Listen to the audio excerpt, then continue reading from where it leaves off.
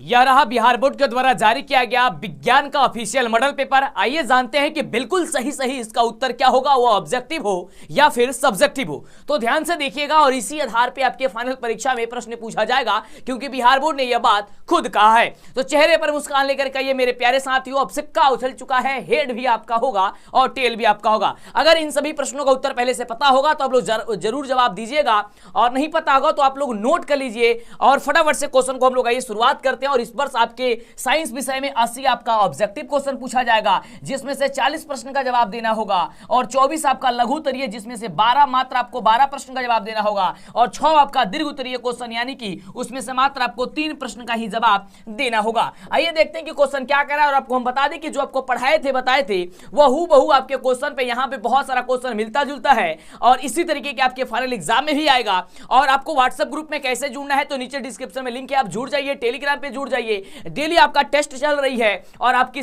तैयारी जो शानदार हो जाएगी। अब आपको डरना नहीं है बाबू, लड़ना है। अब सिक्का उछल चुका है, हेड भी आपका होगा और टेल भी आपका होगा। चलिए सबसे पहला नंबर क्वेश्चन आपके स्क्रीन पे आ चुका है। आइए बताते हैं इसका उत्तर क्या होगा, तो ध्यान दीजिएगा। और यह प्रश्न आपको हम बताए थे, और क्वेश्चन कह रहा है कि निम्नलिखित में किसका अपर्तनांक होता है वो सबसे ज्यादा होता है। तो हमने आपको बताए थे कि हीरा का जो अपर्तनांक होता है वो ज्यादा होता है। कितना होता है? 2.42 होता है, यानी कि ऑप्शन नंबर हो जाएगा बी नंबर आप सभी का बिल्कुल ही राइट जवाब। क्लियर? चलिए अगले प्रश्न की बात करते हैं। अगला प्रश्न देख सकते हैं क्या क्वेश्चन कह रहा है, और ये भी प्रश्न आपको देखिए पूछा गया है, और आपको हमने बताया थे कि यहाँ पे क्वेश्चन है कि अवतल दर्पण की फोकस दूरी कैसी होती है। तो हमने आपको बार बार बताया ना कि अवतल दर्पण की बाबू फोकस दूरी ऋणात्मक होती है, यानी कि ऑप्शन नंबर आपका हो जाएगा ए नंबर। इसीलिए तो हमें अंतिम दिनों के लिए जाना जाता है, क्योंकि अंतिम दिनों में जो आपको हम पढ़ाते हैं समझाते हैं हूबहू आपके एग्जाम में पूछा जाता है। तो अभी तक वीडियो को लाइक नहीं किया, लाइक कर दीजिए, और शाम 6 बजे की क्लास आप प्रतिदिन मत भूलिएगा, काफी जबरदस्त तरीके से चलाई जाती है। चलिए तो बाबू अगला नंबर देखिए क्वेश्चन, और ये भी देखिए क्वेश्चन हमने आपको पहले ही बता दिए थे। क्वेश्चन कुछ यूं है, कह रहा है कि किसी लेंस में मुख्य फोकस की संख्या कितनी होती है। तो लेंस में मुख्य फोकस की संख्या 2 होती है।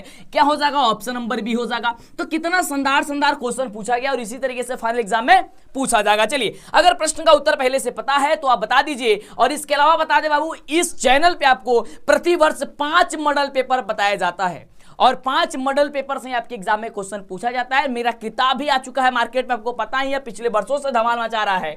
अगला प्रश्न कि दाढ़ी बनाने में कौन सा दर्पण उपयोग होता है। तो हमने आपको काफी बखूबी बेहतर तरीके से बताए थे कि दाढ़ी बनाने में अवतल दर्पण का उपयोग होता है। क्यों होता है? क्योंकि इसमें जो होती है वो हम लोग का प्रतिबिंब थोड़ा सा बड़ा दिखाई देता है, जिसके कारण जो दाढ़ी के जो बाल होते हैं वो छोटे छोटे होते हैं, जिसे आसानी से देखा जा सकता है। ये बताया था ना बाबू? बिल्कुल। तो आप देख रहे हैं कि सर जो हम बता रहे हैं वो आपके एग्जाम में यहाँ पे यानी कि मॉडल पेपर जब आया हुआ है, इसी प्रकार से आपके फाइनल एग्जाम में आएगा। और हम आप दावे के साथ कहते हैं कि जो आपको हम पढ़ाते बताते हैं, अगर आपको विश्वास नहीं है तो पिछले 10 सालों का क्वेश्चन पेपर उठाइए और हमारा वीडियो देख लीजिए और मिलाइए कि क्या हम जो आपको पढ़ाए थे बताए थे क्वेश्चन आया था ना? बिल्कुल आया था। चलिए अगले प्रश्न की बात करते हैं। अगला क्वेश्चन कह रहा है कि अवतल दर्पण की फोकस दूरी f एवं उसकी वक्रता त्रिज्या r में क्या संबंध होता है। तो हमने आपको इसके भी बारे में बताया था कि f बराबर r/2 होता है, यानी कि फोकस दूरी जो होती है वो वक्रता त्रिज्या की आधी होती है। तो f बराबर r/2 कहां है? तो ऑप्शन नंबर आपका यहाँ पे सी नंबर है, यानी कि सी नंबर जो हो जाएगा बिल्कुल ही राइट जवाब हो जाएगा। कितना बढ़िया बढ़िया क्वेश्चन है।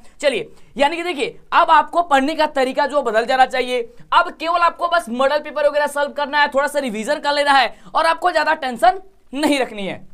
चलिए, और आपको तो हम पहले ही बोल दिए हैं कि जब तक रिकॉर्ड टूटेगा नहीं बाबू तब तक हम साथ छोड़ने वाले नहीं है, और ऐसा ही होता है। चलिए अगले प्रश्न की बात करते हैं। और एग्जाम के समय में आपको पता होनी चाहिए कि सबसे ज्यादा चैनल पे मेरे बच्चे जो है आप लोग सपोर्ट करते हैं, क्योंकि 16 लाख 17 लाख बच्चे एग्जाम देने के 48 घंटे के अंदर व्यूज आता है और बच्चे देखते हैं और एग्जाम देते हैं काफी जबरदस्त तरीके से। अगला क्वेश्चन, निम्नलिखित में किस लेंस को अभिसारी लेंस कहा जाता है। अभिसारी लेंस और अपसारी लेंस के बारे में हमने आपको बताया है। तो देखिए अभिसारी के बारे में हमने बताया था कि सर उत्तल लेंस को कहते हैं, यानी ऑप्शन नंबर बी हो जाएगा, और अपसारी को हम लोग अवतल लेंस कहते हैं। क्लियर बताया था ना? देखिए अगले प्रश्न की बात करते हैं। और हम बता दें आपको कि हमने मॉडल पेपर को जब एनालिसिस किया तो हमें पता चला कि पिछले वर्षों का जो क्वेश्चन पेपर है और जो मॉडल पेपर है उसी से क्वेश्चन को उठाया गया है। बस 8 से 10 क्वेश्चन ऐसा है जो थोड़ा सा बीच से क्वेश्चन किताब से उठा दिया गया है, लेकिन पिछले कई बार रिपीट किया गया क्वेश्चन पूछा गया इस मॉडल सेट में, आप देख रहे हैं। और सब्जेक्टिव भी आपको बताएंगे, टेंशन नहीं लेना। क्लियर? चलिए अगला प्रश्न कि दृश्य प्रकाश में किस वर्ण का तरंगदैर्घ्य न्यूनतम होता है। इसलिए कह रहे हैं फटाफट से वीडियो को लाइक और चैनल को सब्सक्राइब कर लीजिए। क्वेश्चन है कि दृश्य प्रकाश में किस वर्ण का और तरंगदैर्घ्य जो होता है न्यूनतम होता है, यानी कि सबसे कम। हमने आपको बताया कि सर बैगनी का जो होता है तरंगदैर्घ्य सबसे कम होता है और लाल का अधिक होता है। बताए थे ना, बिल्कुल बहु बताए थे। चलिए अगले प्रश्न की बात करते हैं कि अगला प्रश्न हम सभी का क्या कह रहा है। तो अगला प्रश्न ये रहा आपके स्क्रीन पे, फैला दीजिए वीडियो को, हर एक बच्चे के पास जाना चाहिए, क्योंकि बिहार बोर्ड जब बोलता है कि मॉडल पेपर को पढ़िए और मॉडल पेपर से आपके परीक्षा में क्वेश्चन आएगा, तो जरूरी हो जाता है कि आप मॉडल पेपर को अवश्य पढ़ें। कम से कम एक विषय का 5 मॉडल पेपर बाबू हर हाल में आपको सॉल्व करके ही जाना है एग्जाम में। अगला, तारों का टिमटिमाना प्रकाश की किस घटना को दर्शाता है? तारों का टिमटिमाना प्रकाश की किस घटना को दर्शाता है? तो इसका राइट जवाब होगा प्रकाश के अपवर्तन के कारण यह टिमटिमा है ना, वो होता है, वो इस घटना पे आधारित होता है, यानी कि ऑप्शन क्या हो जाएगा? D number. क्लियर। चलिए अगले प्रश्न की बात करते हैं। फटाफट से बाबू वीडियो को अभी तक लाइक नहीं है, मनोबल बढ़ाओ, जब इतनी जबरदस्त तरीके से आपको पढ़ाई जा रही है, क्योंकि हूबहू क्वेश्चन आपके एग्जाम में आ रहा है। चलिए अगला प्रश्न है, निम्नलिखित में किसमें प्रकाश की चाल सबसे ज्यादा होती है? ये भी क्वेश्चन पढ़ाए थे ना, बिल्कुल। जो रेगुलर व्यूअर है, जो रेगुलर वीडियो देखते हैं, उनको ये सारे क्वेश्चन पहले से पता होगा कि हमने बताए थे कि निम्नलिखित में किसमें जो होती है प्रकाश की चाल सबसे अधिक होती है? निर्वात में प्रकाश की चाल सबसे ज्यादा होती है, ऑप्शन हो जाएगा सी नंबर। चलिए अगले प्रश्न की बात करते हैं। अगला प्रश्न कह रहा है आपके स्क्रीन पे ये रहा कि प्रकाश के अपवर्तन के कितने नियम हैं? देखिए ये बताए थे ना, बोले थे जब पढ़ा रहे थे, बोले थे कि प्रथम पाली या द्वितीय पाली में ये क्वेश्चन आ जाएगा, मॉडल पेपर में ही दे दिया। तो प्रकाश के अपवर्तन के 2 नियम होते हैं और प्रकाश के परावर्तन के भी 2 नियम होते हैं, यानी कि ऑप्शन क्या हो जाएगा? तो सर बी नंबर हो जाएगा। क्लियर। क्या हो जाएगा? सर बी नंबर हो जाएगा, क्योंकि आपने बताया था। बिल्कुल। तो इसी तरीके से देख रहा है कि आप लोग जैसे एग्जाम हॉल में बैठिएगा ना, तो आपको समझ में आएगा हाँ हमने जो पढ़ा समझा वो काफी बखूबी बेहतर है। देखिए कम समय में कम वीडियो में आपको वो ढंग से पढ़ना चाहिए जिससे कि आपका एग्जाम क्लियर हो जाए। ऐसा नहीं कि 2 घंटा 3 घंटा, हम काफी जगह देख रहे हैं कि 2-2 घंटा 3-3 घंटा daily 500 question, daily 400 question, daily 700 question बताया जा रहा है, लेकिन उससे फायदा है? अरे डेली 700 क्वेश्चन कहां से आ रहा है? किताब में पूरा 700-800 क्वेश्चन नहीं होगा, डेली 700 डेली 500, गजब है हाल है। यानी कि इसी को क्या हो रहा है, थोड़ा सा बेवकूफ भी बनाया जा रहा है, आपका टाइम बर्बाद हो रहा है। ऐसे काम नहीं करना। देखिए 5 को मॉडल पेपर पढ़ लीजिए और 5 मॉडल पेपर को एक साथ पढ़ लीजिए, पूरा रिवीजन कर लीजिए, बस हो गया। उसके बाद से थोड़ा बहुत रिवीजन कर लिया, ऑब्जेक्टिव सब्जेक्टिव दोनों का तैयारी हो जाएगा, कोई टेंशन नहीं लेना। अगला क्वेश्चन, जल विद्युत संयंत्र किस ऊर्जा को विद्युत ऊर्जा में रूपांतरित करता है?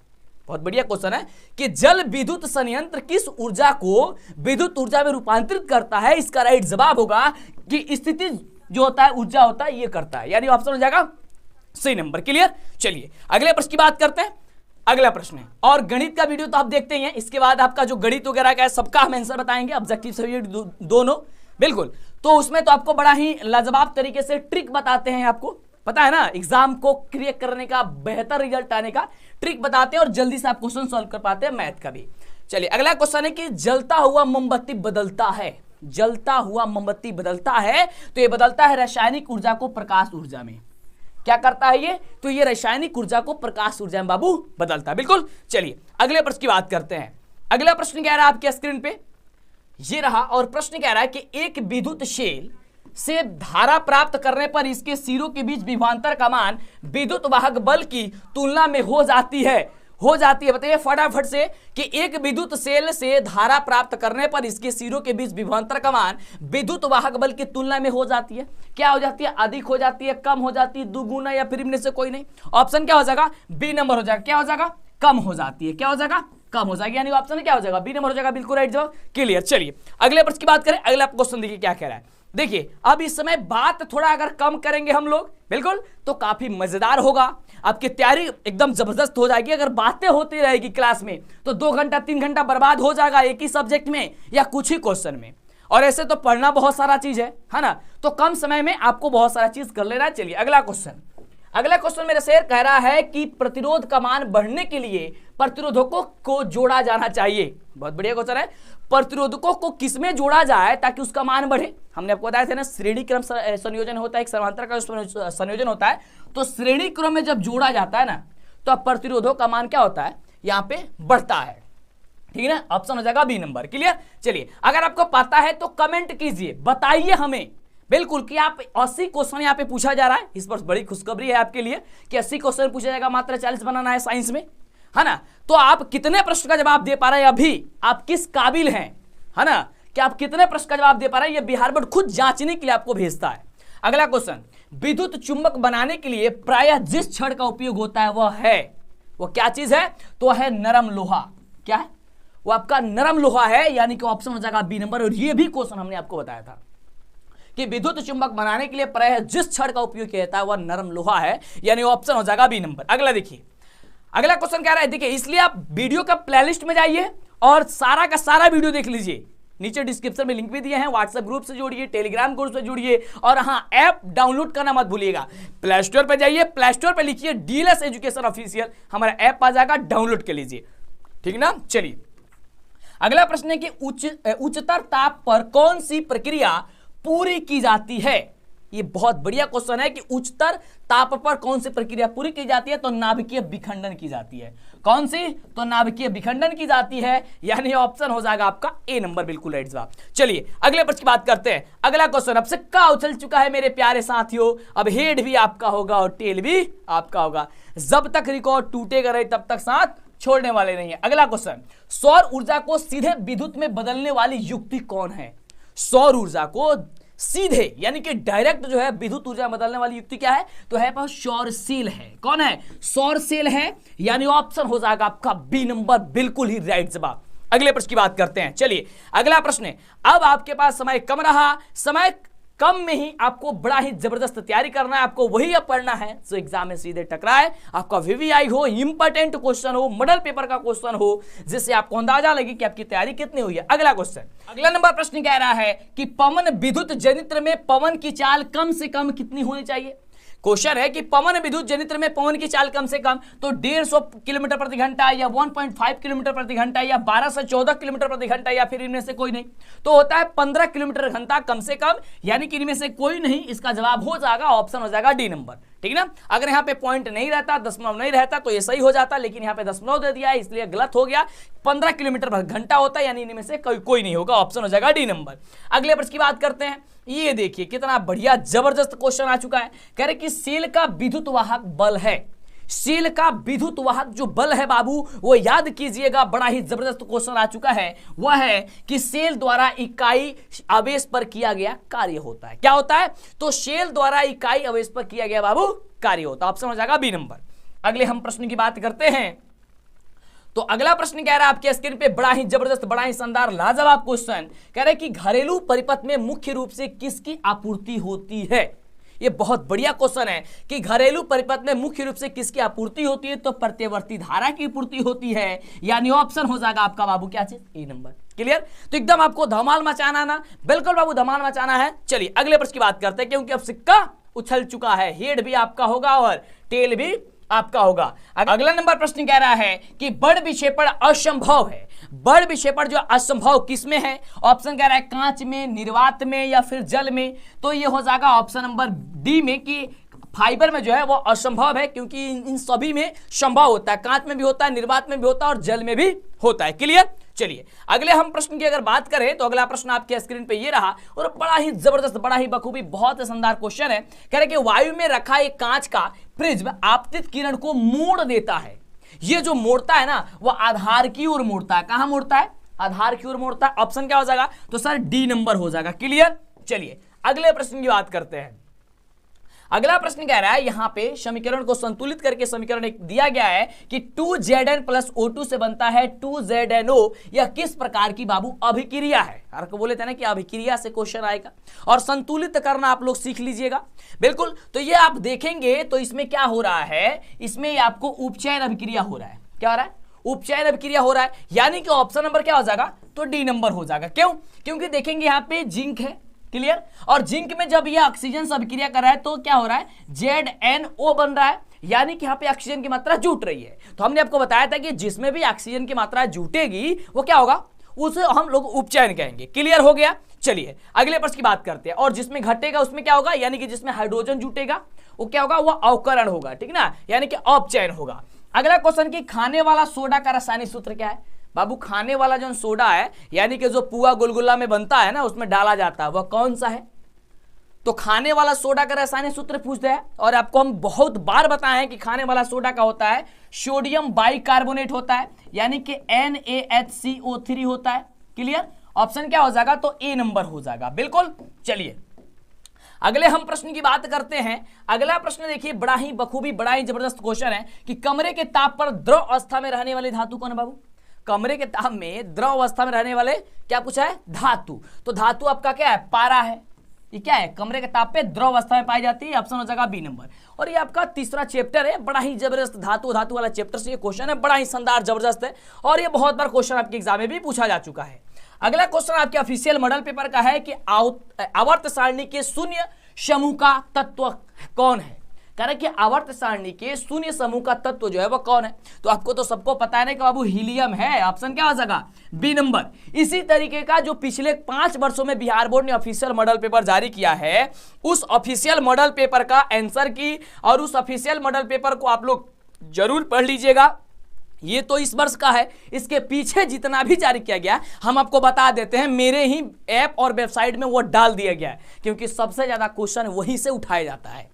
यानी कि बिहार बोर्ड जब वो मॉडल पेपर में क्वेश्चन जारी कर दिया है, पिछले कई वर्षों में पूछ दिया, इसका मतलब हो गया कि बिहार बोर्ड के मायने में वो क्वेश्चन बड़ा ही बढ़िया है, यानी कि उस क्वेश्चन को पढ़ना समझना आपके लिए जरूरी है। क्लियर? चलिए अगला प्रश्न कह रहा है कि सोडियम कार्बोनेट के जलीय विलयन में मेथिल ऑरेंज का विलयन मिलाने पर विलयन का रंग परिवर्तित होकर निम्नलिखित में कैसा हो जाता है बाबू?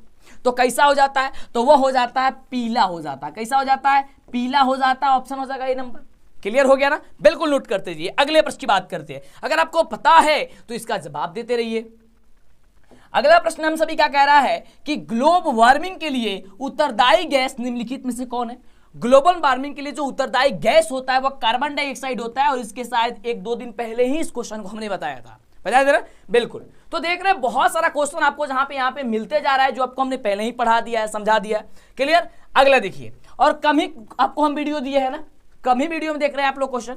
अगला कह रहे हैं कि गंधक की परमाणु संख्या क्या है? गंधक की, तो गंधक की परमाणु संख्या कितनी होती है? 16 होती है। कितनी होती है? 16 होती है। ऑप्शन हो जाएगा आपका डी नंबर कि सर 16 होती है। क्लियर? चलिए अगले हम प्रश्न की बात करते हैं। अगला प्रश्न आपके स्क्रीन पे है और प्रश्न हम सभी क्या कह रहा है? क्वेश्चन है, यहां से ध्यान दीजिएगा, देखिए ध्यान से। क्वेश्चन कह रहा है कि अम्ल का जलीय विलयन विद्युत का संचालन करता है क्योंकि अम्ल जल में क्या होता है? तो अम्ल जो है वह जल में क्या होता है? आयनित होता है। क्या होता है बाबू? आयनित होता है। इसलिए अम्ल का जलीय विलयन विद्युत का संचालन करता है। क्लियर बाबू? चलिए अगले प्रश्न की बात करते हैं। तो अभी तक वीडियो को लाइक नहीं किया, लाइक कर दो फटाफट से, बिल्कुल लाइक कर दीजिए और शेयर कर दीजिए, जितना ज्यादा हो सकता है आप इसे अपने दोस्तों में आपको फैला देना है और चैनल को सब्सक्राइब कर लेना है, जिससे कि आगे से वीडियो मिले और हर एक वीडियो को देखना बेहतर तरीके से। अगला क्वेश्चन कि अधिकतर धातुओं के ऑक्साइड होते हैं। तो देखिए अधिकतर धातुओं जो ऑक्साइड होते हैं वह क्षारीय होते हैं। क्या होते हैं? तो क्षारीय होते हैं, यानी कि ऑप्शन नंबर ए नंबर हो जाएगा, यानी कि ए नंबर हो जाएगा, ऑप्शन ए। चलिए अगला प्रश्न बड़ा ही बढ़िया क्वेश्चन है और क्वेश्चन कह रहा है कि सोने में निम्नलिखित में कौन सी धातु मिलाकर मिश्र धातु तैयार की जाती है? जो सोना होता है ना, वह सोने में निम्नलिखित में कौन सी धातु मिला करके, तो वह जो धातु मिलाई जाती है वह कॉपर मिलाई जाती है। सोना में क्या मिलाया जाता है? कॉपर मिलाया जाता है और उससे मिश्र धातु तैयार किया जाता है। ऑप्शन हो जाएगा ए नंबर। अगला प्रश्न कह रहा है, ये देखिए बड़ा ही बढ़िया क्वेश्चन है, यहाँ पे एक समीकरण दिया गया है और क्वेश्चन कह रहा है कि NaCl प्लस AgNO3 से बनता है AgCl प्लस NaNO3 निम्नलिखित में किस प्रकार की यह अभिक्रिया है? यह अभिक्रिया कौन है? तो ये आपका ये द्विविस्थापन अभिक्रिया है। क्यों द्विविस्थापन है? हमने आपको बताया थे द्विविस्थापन अभिक्रिया में कि वैसी रासायनिक अभिक्रिया जिसमें आयनों का आदान प्रदान होता है उसे हम लोग द्विविस्थापन अभिक्रिया कहते हैं। विस्थापन अभिक्रिया वैसी अभिक्रिया जिसमें एक अधिक क्रियाशील तत्व अपने से कम जो है अभिक्रियाशील तत्वों को हटाकर उसके यौगिक से हटाकर अपना खुद का स्थान ग्रहण कर ले, उसे विस्थापन कहते हैं। लेकिन द्विविस्थापन में क्या होता है? आयनों का आदान प्रदान हो रहा है यहाँ पे। तो क्लियर क्या हो जाएगा? ऑप्शन हो जाएगा सी नंबर। अगला प्रश्न कह रहा है कि सिलिकॉन है। ये देखिए ये भी क्वेश्चन आपके पिछले वर्ष से शायद पूछा गया था या मॉडल पेपर में जारी किया गया था, बड़ा बढ़िया क्वेश्चन है। तो सिलिकॉन क्या है? ये आपका एक उपधातु है और ये भी आपको हम पीछे वाले वीडियो में बताए थे। अगला देखिए, अगला क्वेश्चन कह रहा है कि वे तत्व जिनके बाहरी सेल पूर्ण भरे होते हैं वे क्या कहलाते हैं? वे तत्व जिनके बाहरी सेल पूर्ण रूप से भरे होते हैं ना, उन्हें उत्कृष्ट गैसों की श्रेणी में रखा जाता है, यानी कि उत्कृष्ट गैस होते हैं, यानी ऑप्शन हो जाएगा डी नंबर। अगले हम प्रश्न की बात करते हैं। तो अगला प्रश्न कह रहा है कि खगड़िया का रासायनिक सूत्र बाबू क्या होता है?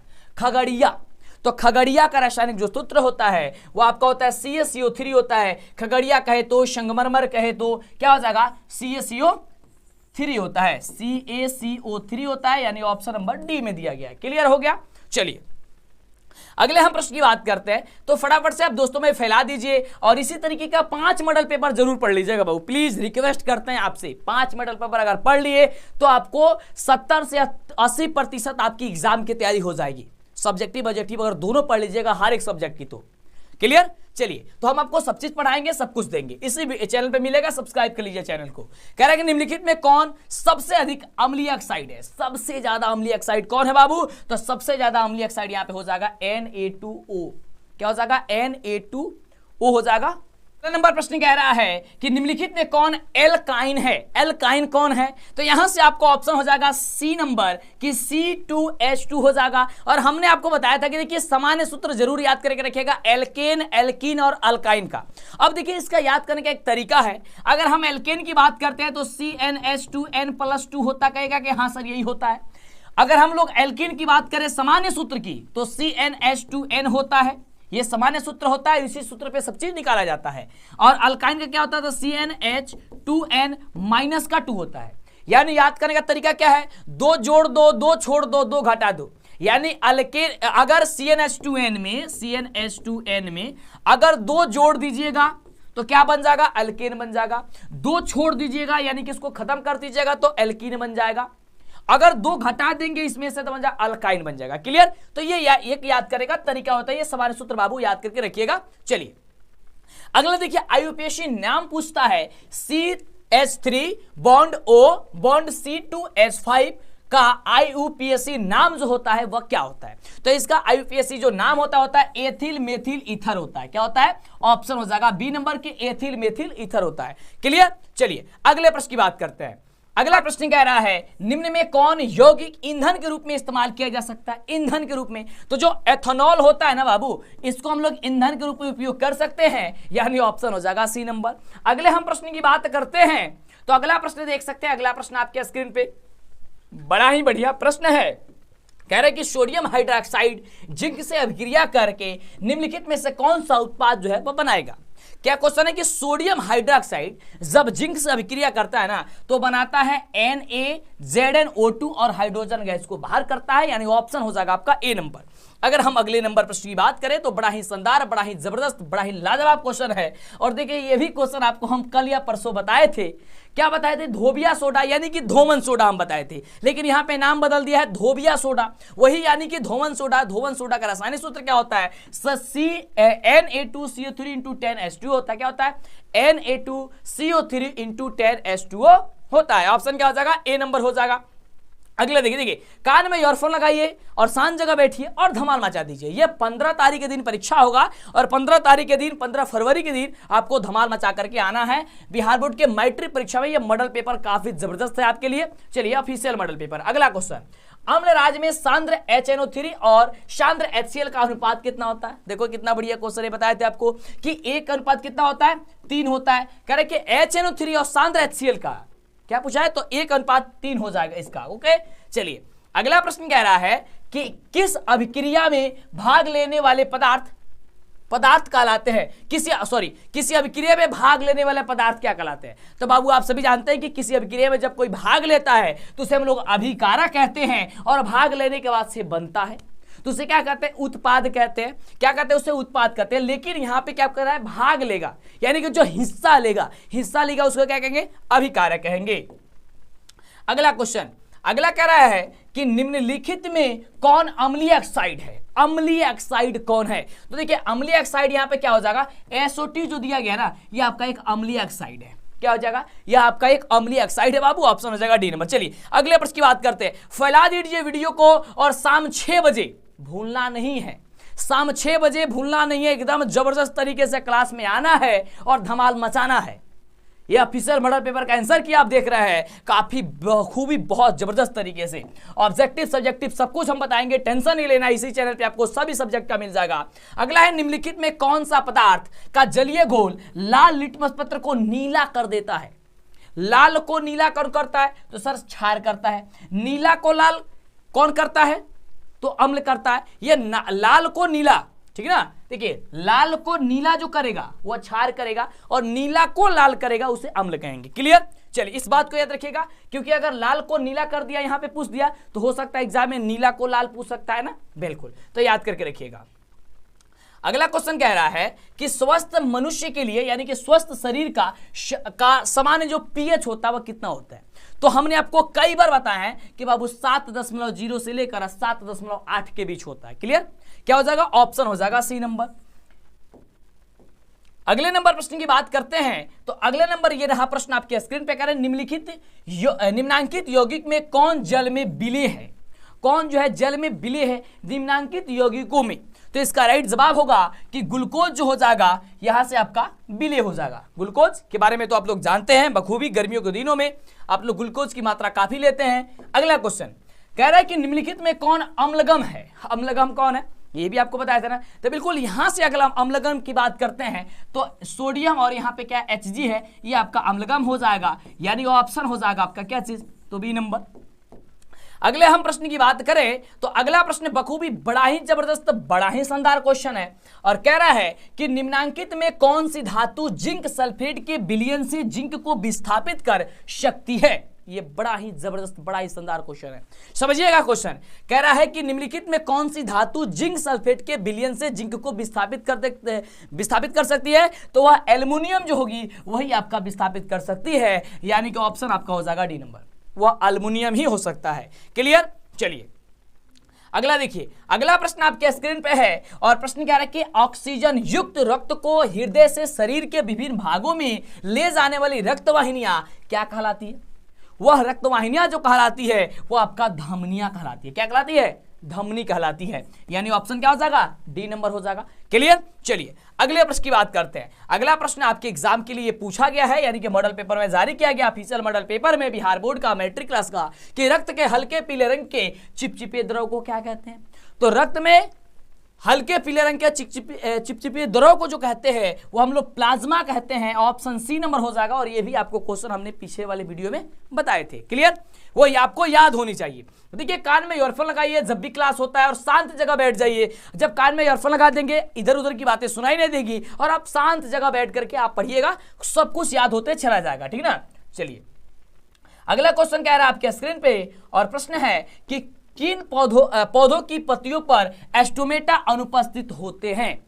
तो इसका राइट जवाब होगा कि जलमग्न हाइड्रोफाइटस के जो पौधे होते इस पे अनुपस्थित होते हैं, यानी ऑप्शन क्या हो जाएगा, तो बी नंबर हो जाएगा। अगले हम प्रश्न की बात करते हैं फटाफट से, क्योंकि समय आपके पास भी कम है और मेरे पास भी कम है। आपको बहुत सारा चीज पढ़ना है और बहुत सारा चीज पढ़ाना है। करें कि किण्वन क्रिया पाई जाती है, तो बाबू किण्वन क्रिया यहाँ पे किसमें पाई जाती है, तो ईस्ट में जो है आपका किण्वन पाई जाती है, यानी ऑप्शन हो जाएगा ए नंबर, बिल्कुल ही राइट जवाब। क्लियर, चलिए अगले मेरे शेर बात करें अगले क्वेश्चन की। अगला क्वेश्चन कह रहा है कि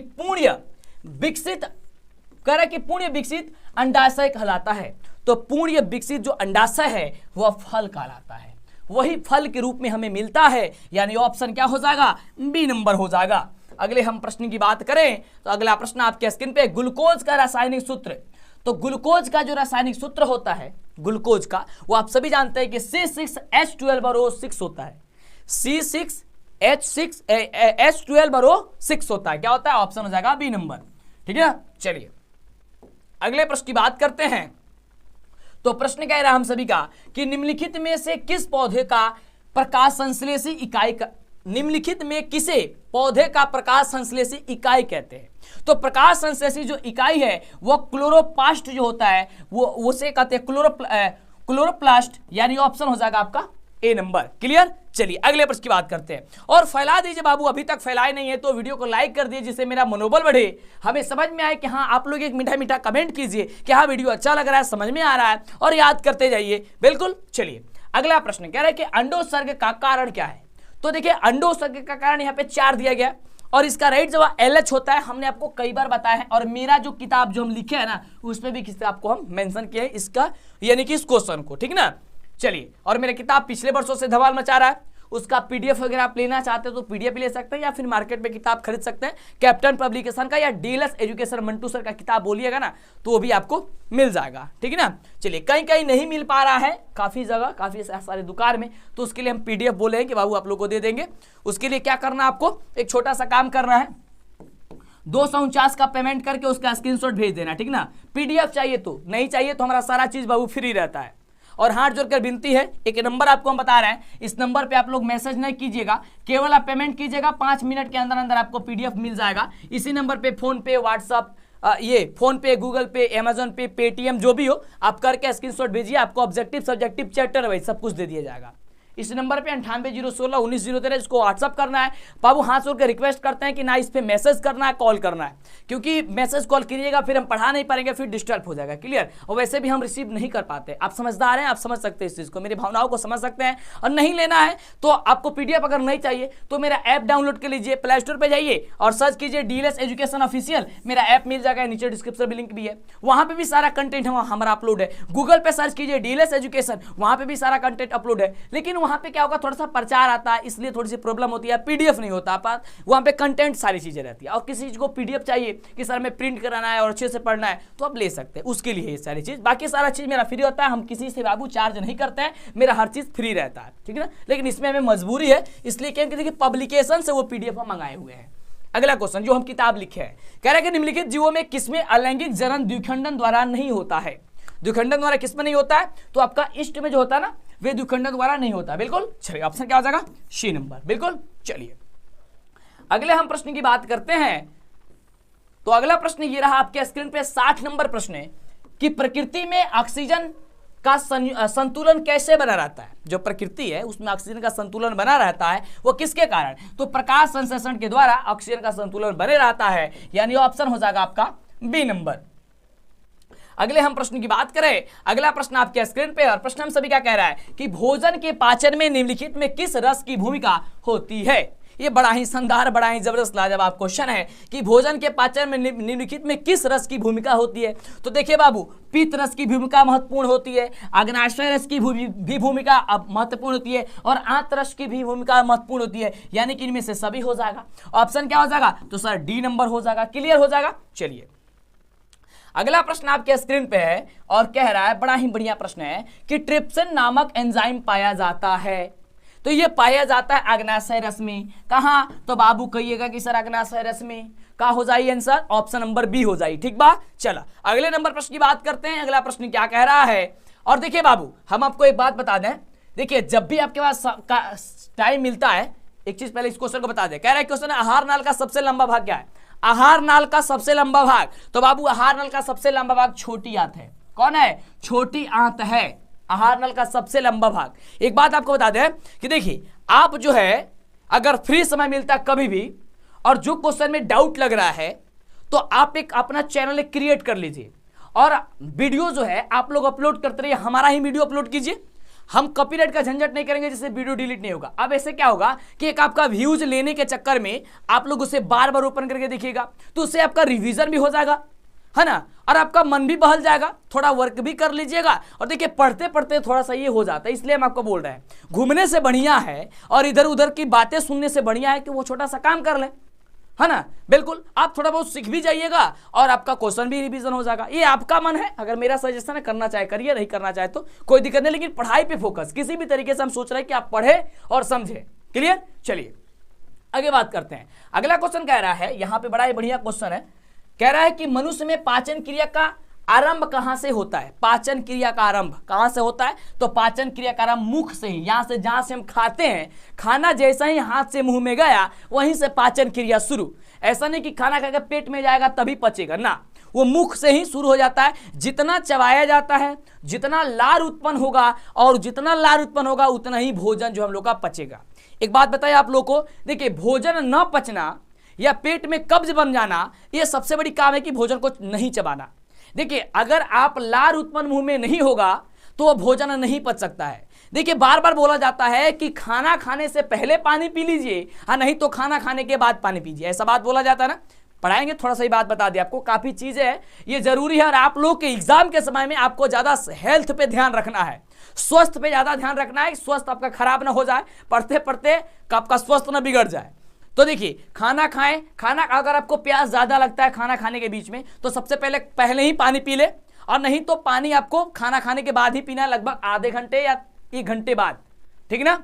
उसके बीच में पानी पीना, हाँ किसी किसी के गला में फंस जाता है तो उसके लिए थोड़ा सा पानी ले ताकि वो अंदर आपका भोजन चला जाए। इससे क्या होता है, अगर ज्यादा पानी पिएंगे तो जो लार होगा ना, वो लार होगा वो पानी के साथ में चला जाएगा, कहाँ, पानी वाले स्थान पे चला जाएगा, यानी कि जो भोजन पचाने वाला जो रस था वो रस चला गया, खत्म हो गया। तो जब रस ही चला जाएगा तो भोजन जैसे गया वैसे ही ना रह जाएगा।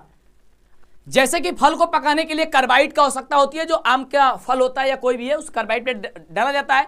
अगर उसमें कार्बाइड ही नहीं डाला जाए और ऐसा ही छोड़ दिया जाए तो पकेगा तो, लेकिन जल्दी नहीं पक सकता है या फिर वो खराब भी हो सकती है।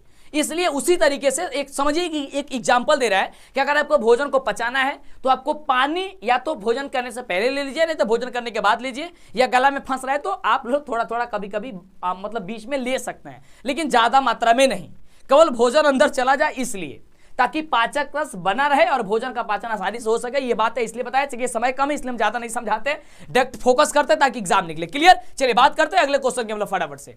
चलिए ये रहा क्वेश्चन आपके स्क्रीन पे, और क्वेश्चन हम सभी क्या कह रहा है कि निम्नलिखित में कौन वसा के पाचन में सहायक होते हैं। देखिए समझने और पढ़ने वाला चीज अब छूट चुका है, खत्म हो चुका है। एग्जाम के 2 महीने, एक महीने पहले या 10 दिन 5 दिन पहले केवल एग्जाम के लिए पढ़ा जाता है, न कि नॉलेज के लिए। नॉलेज के लिए अगर पढ़िएगा तो फिर तो एक एक टॉपिक में आप पूरा जो एग्जाम में खत्म हो जाएगा, आ जाएगा एग्जाम सर पे, है ना। इसलिए चलिए इसका राइट जवाब होगा लाइपेज, कि निम्नलिखित में कौन वसा के पाचन में सहायक होते हैं, तो वह लाइपेज होता है। ऑप्शन क्या हो जाएगा? B number. अगले हम प्रश्न की बात करते हैं, तो अगला प्रश्न आपके स्क्रीन पे है, और प्रश्न हम सभी क्या कह रहा है कि ग्लाइकोसिस की प्रक्रिया संपन्न होती है। देखिए ये भी क्वेश्चन मैंने आपको पीछे वाले वीडियो में बताया था, और इसका जवाब हो जाएगा कोशिका द्रव्य में होता है। किसमें होता है? कोशिका द्रव्य होता है। ऑप्शन हो जाएगा बी नंबर।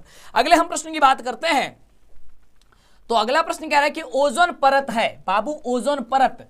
तो ओजोन परत आप सभी जानते हैं कि ओजोन परत जो है वह लाभदायी है। क्या है वो? हम लोग की लाभकारी है। ऑप्शन क्या हो जाएगा? सी नंबर हो जाएगा, ठीक ना। चलिए अगले हम प्रश्न की बात करें, तो प्रश्न कह रहा है कि निम्नलिखित में कौन फूल में नर प्रजनन अंग है। नर प्रजनन जो अंग है वह पुंकेसर है। और एक बात याद कर लीजिए, एग्जाम के लिए 5 नंबर में आपको पूछा जा सकता है इसका चित्र बनाने के लिए, ठीक ना। पुष्प के अनुदैर्घ्य काट का चित्र, है ना, या मस्तिष्क का चित्र, या फिर आपसे पूछा जाता है न्यूरॉन का चित्र, या फिर नेफ्रॉन का चित्र। ये सारी चीजें आपको याद रखिएगा। मस्तिष्क का चित्र, ठीक ना, इतना आपको याद होना चाहिए। बार बार प्रैक्टिस करते, जब भी खाली समय मिले तो कॉपी पेंसिल लीजिए और आप उसे बनाना शुरू कीजिए। देखिए पेन से ट्राई मत कीजिए कभी भी, पेंसिल से बनाइएगा तभी बेहतर होगा, और एग्जाम में पेंसिल से ही चित्र बनाइएगा। अगला है कि पौधों में श्वसन क्रिया के अंतर्गत एटीपी के टूटने से कितनी ऊर्जा मुक्त होती है। तो ये जो ऊर्जा मुक्त होती है वो लगभग 30.5 kg प्रति मोल होती है, यानी ऑप्शन हो जाएगा वो आपका क्या हो जाएगा? ए नंबर हो जाएगा, ठीक है ना। चलिए क्लियर। अगले प्रश्न की बात करते हैं। अगला प्रश्न कह रहा है आपके स्क्रीन पे, कह रहा है कि इथाइल अल्कोहल किस प्रकार के श्वसन से बनता है। इथाइल अल्कोहल, तो जो इथाइल अल्कोहल बनता है वह अवायवीय श्वसन से बनता है। किससे बनता है? तो अवायवीय श्वसन से बनता है। अगले प्रश्न की बात करते हैं।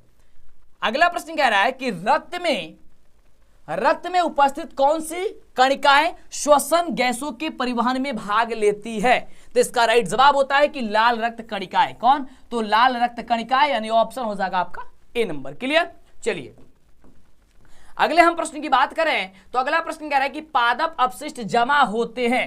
पादप अपशिष्ट जमा होते हैं, तो देखिए पादप जो अपशिष्ट होते हैं वह आपको किसमें जमा होते हैं? तो पत्तियों में भी, छालों में भी, और कोशिकीय रिक्तियाओं में भी जमा होती है, यानी कि इनमें से सभी। यानी कि पेड़ के जो पत्ते टूटते हैं उसमें भी आपको अपशिष्ट होते हैं, तो टूट के गिर जाते हैं। और उसके अलावा जो है वह आपके छालों में भी होते हैं। देखते हैं कि पेड़ का जो छाला होता है उसमें भी, वो भी आपका अपशिष्ट उसमें भी होता है। रिक्त जो कोशिका रिक्त है यानी कि खाली स्थान है उसमें भी होता है, यानी कि ऑप्शन क्या हो जाएगा? D number. अगले हम प्रश्न की यदि बात करते हैं, तो प्रश्न कह रहा है कि मनुष्य के आहार नाल का कौन सा भाग किसी एंजाइम को स्रावित नहीं करता है। तो नहीं करता कौन? वो ग्रासनली है। कौन है बाबू?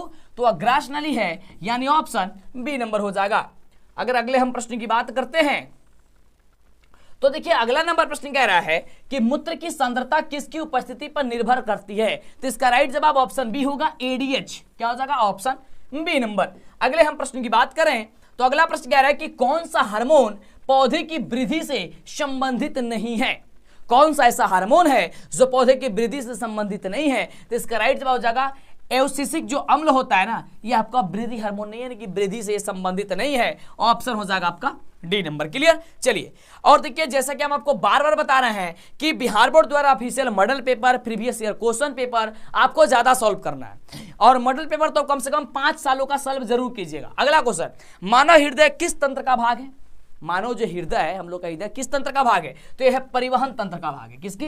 परिवहन तंत्र का है, यानी ऑप्शन डी नंबर हो जाएगा।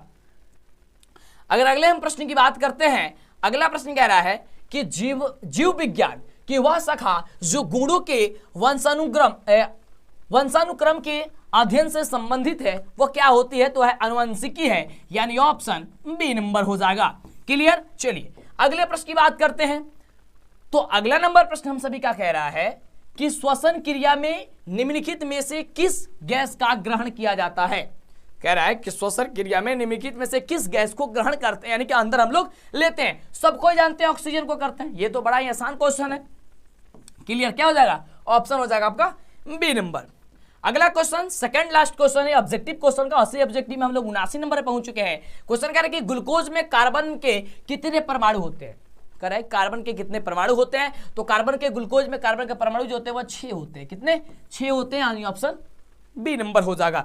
ये रहा आपका लास्ट क्वेश्चन। इसके बाद से आपका सब्जेक्टिव क्वेश्चन है। क्लियर। चलिए तो क्वेश्चन कह रहा है कि मस्तिष्क में अनैच्छिक क्रियाओं का नियंत्रित केंद्र अवस्थित होता है। तो यह जो अवस्थित होता है वो मेडुला में अवस्थित होता है, यानी ऑप्शन आपका ए नंबर आपका बिल्कुल ही राइट जवाब हो जाएगा। इस तरीके से आपने देखा पूरा का पूरा 80 ऑब्जेक्टिव क्वेश्चन, और इसके बाद आपको सब्जेक्टिव बनाना है। 80 में से आपको कितना सॉल्व करना है बाबू? एग्जाम में मात्र आपको 40 प्रश्न ही सॉल्व करना है, यानी कि 40 गो प्रश्न बनावे के बाटे 80 गो क्वेश्चन में से। ठीक बा।